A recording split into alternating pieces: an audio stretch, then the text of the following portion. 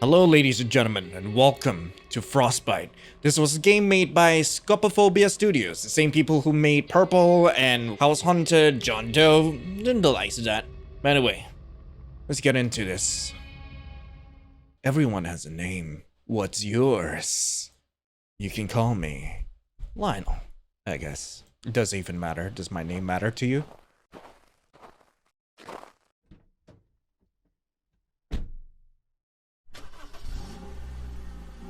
Well, we're going on a field trip. The icy wind beats against your car as you drive down the snow-powdered black road. You crank the heater up, hoping to get as much needed reprieve from the cold interior of your car. The roads are pitch black in the distance. The only light breaking through are your headlights against the blanket of white. Wow, it's really coming down. I thought the weather wasn't supposed to start getting bad until tomorrow night. The road's already getting so icy. Maybe I should pull over and check the map. You fumble with the glove box, trying to not take your eyes off the road, but your thick, knitted mittens snag on the latch. You tug at it and you can feel the thread getting pulled. Letting out a grunt, you lean over in your seat to get a better angle. The action takes your eyes off the road for a moment, then... Whoa! You swerve slightly, your tires struggling to gain traction on the chilled asphalt. You can feel your heart racing as you gain control and you realize your glove came free in your panic. You sigh in relief as you continue through the woods towards your new home with your new roommate. When you answered the roommate wanted listing, you hadn't realized just how in the middle of nowhere it was, and with a snowstorm coming, the thoughts of getting snowed in began racing through your mind. Maybe I should stop and get some supplies. What if they aren't prepared? I wouldn't want to end up going hungry and getting cabin fever or something. Huh? Just as you pass through the tunnel of thick trees, you spot a beacon in the distance, lighting up the otherwise inky forest. You can't believe your luck that a store would be open this late at night, especially in the middle of nowhere like this. Carefully, turning into the parking lot from the slick road, you pull into a parking space closer to the door. It looks like there are only 3 cars parked here besides from you. You take note of the dirty, tan pickup truck parked right in front. It looks old and well loved. The paint chipping in many places. The passenger window has cracked. You're surprised it's still open. You're surprised that it's still holding up. Your eyes move down to the rear end and notice the dark brown stains leaking down from beneath the tailgate. You chalk it up to belonging to a seasoned hunter. Scanning the rest of the parking lot, you notice the other car is parked off the side of the building, out of plain view. Some cheap green sedan with duct tape patching up some very obvious dents as if it's helping. You rub your arms as the cold chills finally get to you, and you take it as your sign to get inside. The automatic door sliding open with strained obedience, and you notice the hour sign on the door has been haphazardly scribbled out with Sharpie. Yes, they make their own hours here. Works for you. As you walk into the store, you notice it's not much warmer than outside. Disappointing, but at least there's no wind. You tighten your coat a bit more around the shoulders and take a look around. It's a pretty normal store. Exactly what you expect for a place that's so out of the way. The aisles look well stocked enough for you to get everything you need for the next few days. And it looks like they even have a toiletry section. The last thing you notice is the bored-looking cashier, who looks like he'd rather be anywhere else. And you can't blame him. He's just as bundled up, even though he looks more used to this weather than you. His name tag is visible enough for you to read, and you notice his name as Vic. You consider what it's short for a moment before he glances up at you with an annoyed look in his eyes before looking back down at his magazine. Hey, out of townie, you gonna buy something or just stand there? Cause if you're just gonna stand there, I might as well give you a job as a coat rack. His curt rudeness catches you off guard and you hesitate to respond, but he doesn't seem like the type to care if you talk back anyway, as you catch him slowly flip through the pages of his magazine. Yeah, sorry. Do you know which aisle the meat is on? I'm kinda hungry to get out of here before the snow gets worse. You stand and wait expectantly for an answer, but Vic flips through another page as if you didn't say anything at all. Finally, after several moments, he half glances back up at you for a moment and shrugs his shoulders. You feel the frustration in your chest, but only manage to muster out a defeated sigh as you begin to stride past him towards the main aisles. You can hear him laugh snidely under his breath as you pass by, and you roll your eyes. You only ask because the moment was so awkward, and you don't need to be told how to use a grocery store. Butcher's in the back. Good luck. You barely hear his tired response as you make your way towards the back, through the labyrinth of aisles. The store is quaint, and mostly has off-brand products that you've never heard of before. You grab a stray handbasket that's been left on the floor, and you start mindlessly tossing things aside. You don't know if you're gonna be snowed in, or if you're, even how long you'll be. But it's better safe than sorry. Finally making your way to the end of the aisle, you can see the red glow of fresh meats under a display freezer light. You catch a few glimpses of someone moving back and forth. They look big, and you remember Vic wishing you good luck. You start to wonder what he meant by that as you inch your way towards the back. As you approach the butcher counter, you notice the butcher is missing now. You could have sworn you saw someone shifting around back here. You ring the little bell on the countertop. Nothing. Oh well, it's not like you need anything cut for you anyway. There's a huge selection of cuts right in front of you. You bend over and study the meats through their cellophane packaging. You've never seen meat this fresh before. The marbling is unique too, and the bright red cherry color feels as if it's drawing you in. There's so much too. The open freezer is almost spilling over with packages of all different cuts, the names of which have been handwritten in such sloppy ink. You can't even imagine that such a small town has this much demand for meat. You're so swept up in the gorgeous meat, you don't notice the huge man that's now eyeing you over the counter like a meat. I'm just gonna say meat a lot. Like what you see, honey. You jump at the sudden vocalization and take a step back as you take in the visage of the meat before you. He's big, real meat. You feel intimidated by his meat immediately, but you can feel your cheeks heat up as your eyes drift down to his big, muscular meat. He definitely works out. Okay, I've had enough of acting like a 4-year-old. Let's just continue on with this. You also notice all the scars covering his body from head to toe. You can't help but wonder where they came from, but you know it would be rude to just ask. As if reading your mind, the man chimes up. Taking the good, sweetie? Don't be nervous. I know I look big and scary, but I promise you, I'm as gentle as a lamb. I'm Tate Frost. You look like you ain't from around here, aren't you? I just moved here. You don't really have a reason to lie. He seems nice and just trying to make conversation. Quite a stark contrast to Vic up front. Maybe that's why he doesn't like Tate. I actually just moved here. It's quite a change for me. I haven't gotten used to the quaintness of all this. I'm Lionel, by the way. It's nice to meet you. Heh, cute. If you want, I can help you get used to the quaintness around here. I know it can be awful lonely in these woods. Ain't much for miles and all.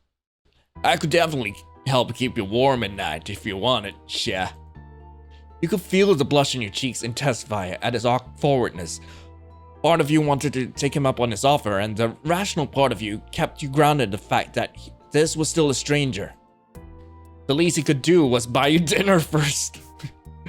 So, what's a cute thing like here doing out so late anyway? I'm just stuck out before the snowstorm. Aren't you worried you'll get snowed in here or anything? It's coming down pretty hard and the roads won't be safe for long. Nah, I ain't worried. I was planning on sleeping here anyway. What? You're sleeping here? Is that safe? Yeah, god damn you cute. How am I gonna let you get away? Awful sweet of you to care, honey, but I'm a big, strong guy. Ain't no mess with me. Left totally intact. Ain't nothing to concern yourself over, sweetheart.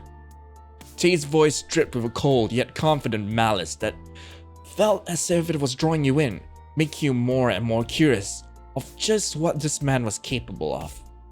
You could feel in the back of your mind to leave, to pick up in danger, but there was something about him that made you feel strangely comfortable.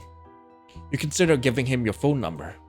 That would probably be a mistake, but you know, you've always been a bit overly cautious, and you're pretty sure this grocery store is the closest one to your new home.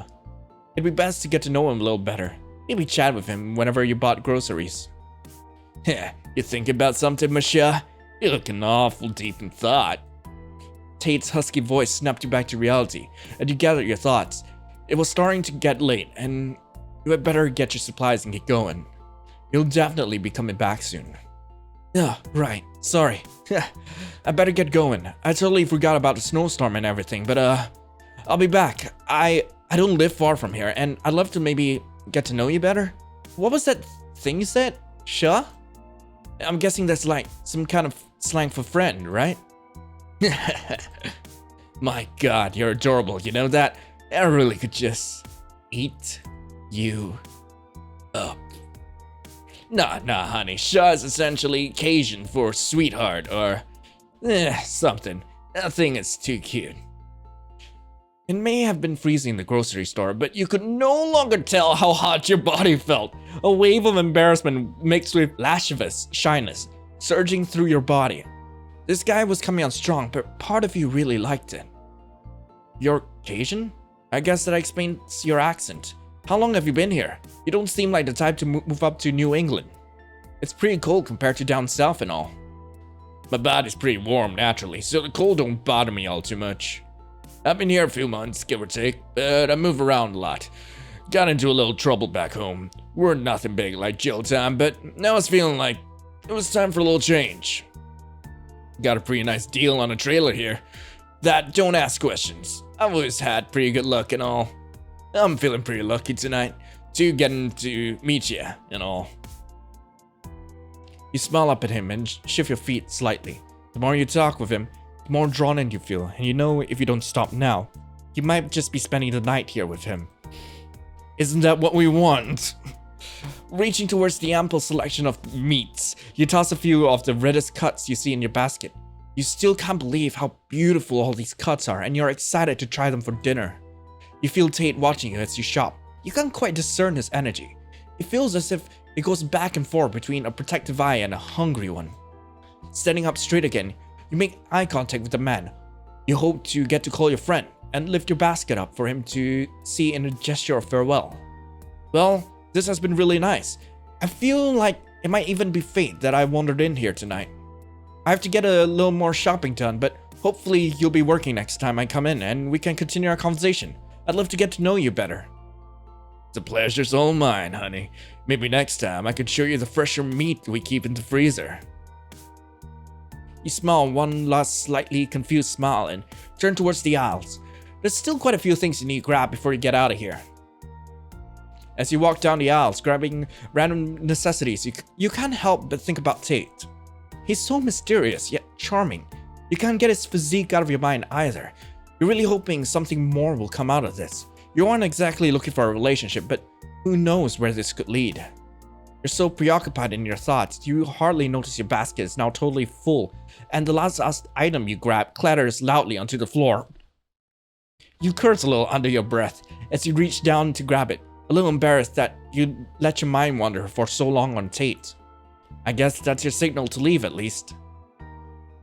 You make your way up to the register and place your basket on the counter. You glance around the front of the store, but Vic doesn't seem to be anywhere around.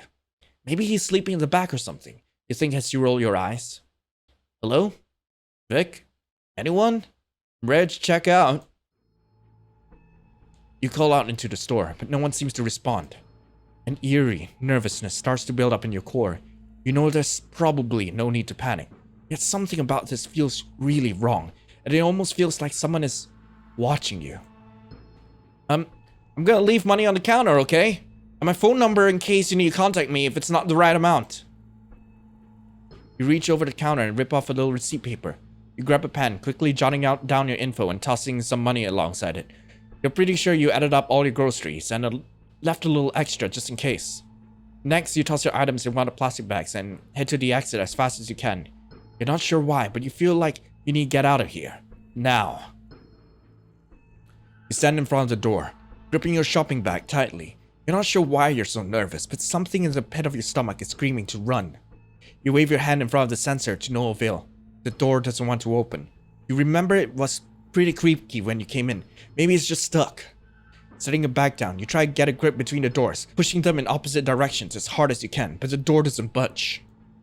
You realize it must be locked, but why would it be? You were just talking to Tate.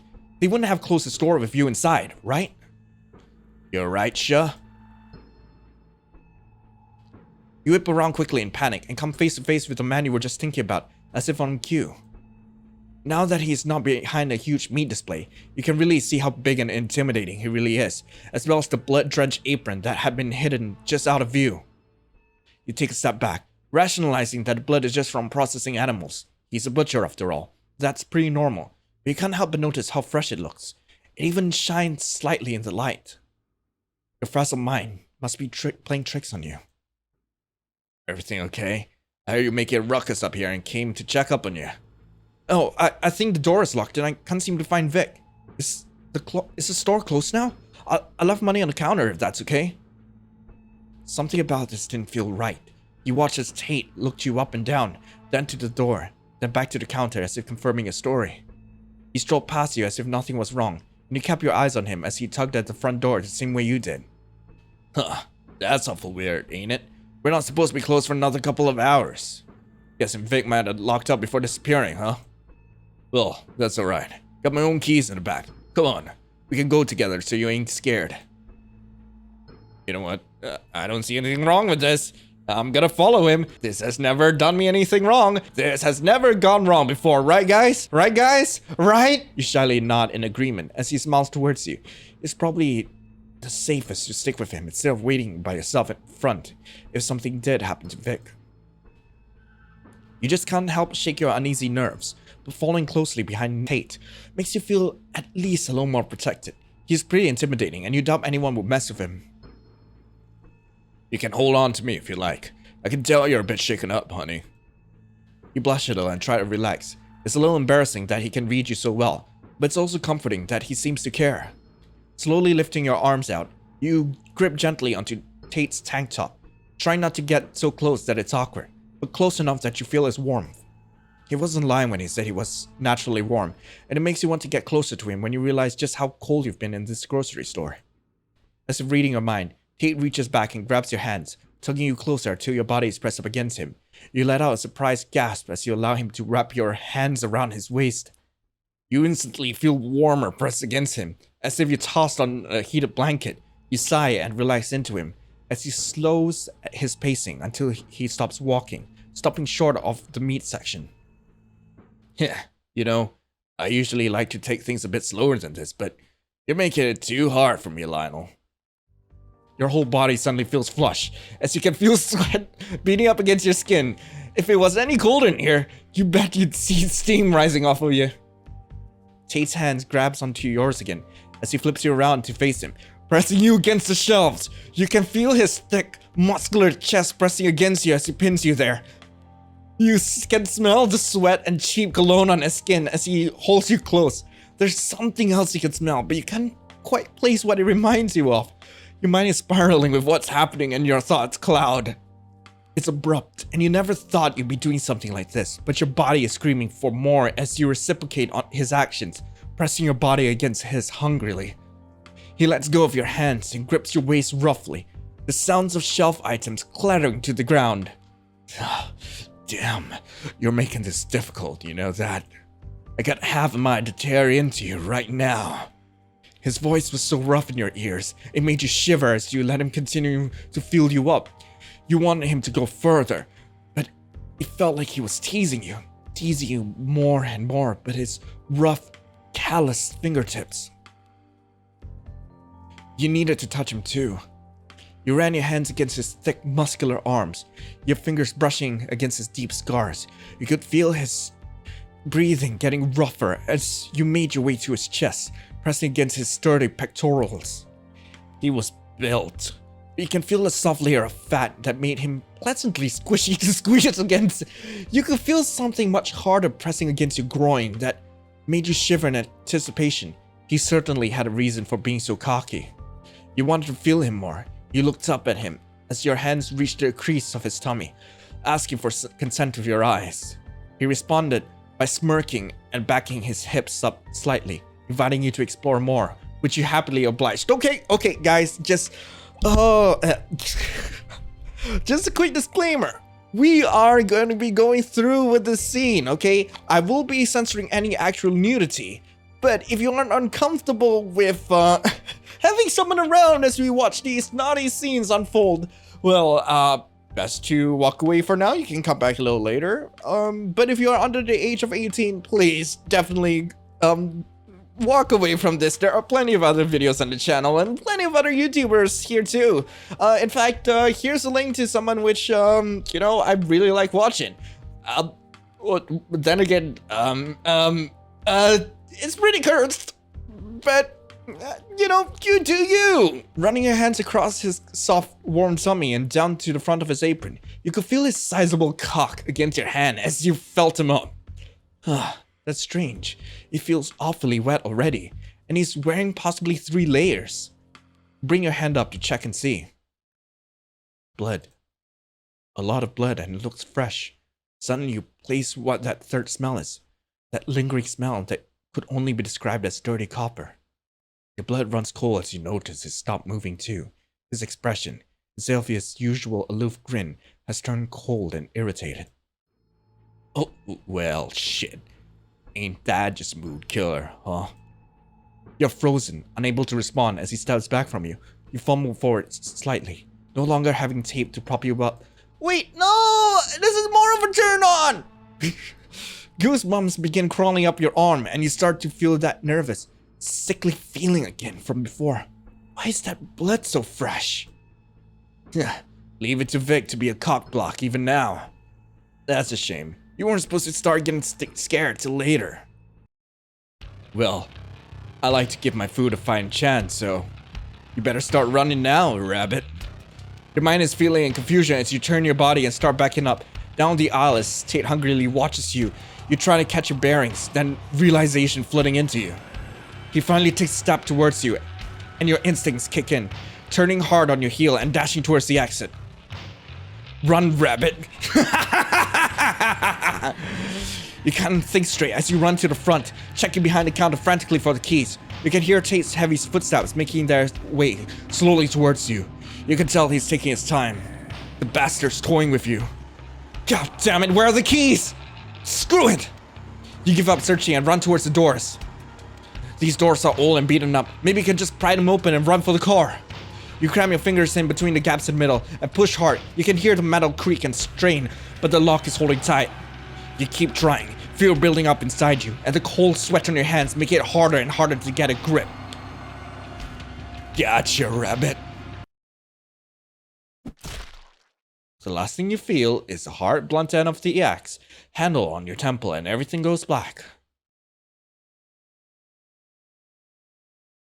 Oh, meat!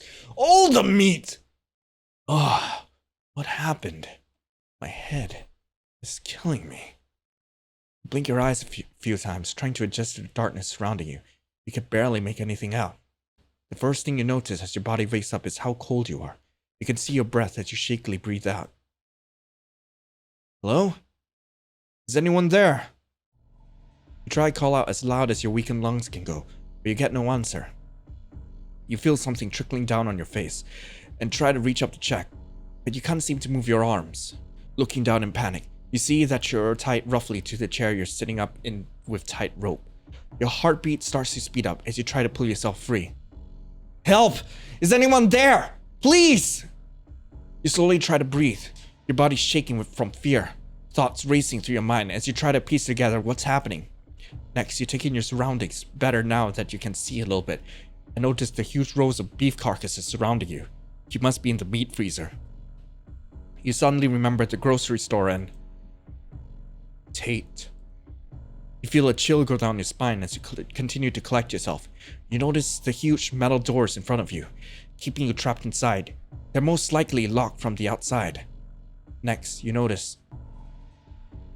Oh God. Vic? You tug at the ropes again frantically, but this guy's gonna kill you. There has to be a way out. You can't die like this. You don't understand. You thought Tate liked you. Why is he doing this? All your thoughts are suddenly silenced by the sounds of the lock on the other side of the metal door being unlatched. Good morning, Masha. Get a good rest?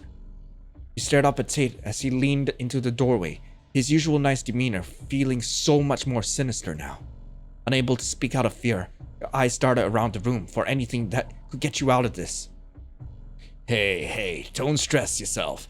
I made sure you were nice and secure. So just sit back and relax. You watch as Tate produces a deck of cards from his pockets, shuffling them expertly before holding up a hand. The back's facing you mysteriously. I got a whole lot of fun planned for you, Miss Shah. So, let's see just how lucky you are.